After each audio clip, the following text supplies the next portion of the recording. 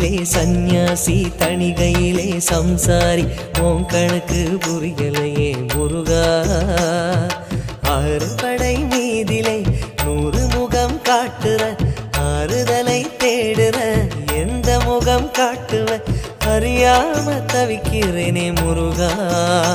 இந்த அப்பாவி கேட்பதென்ன தவறா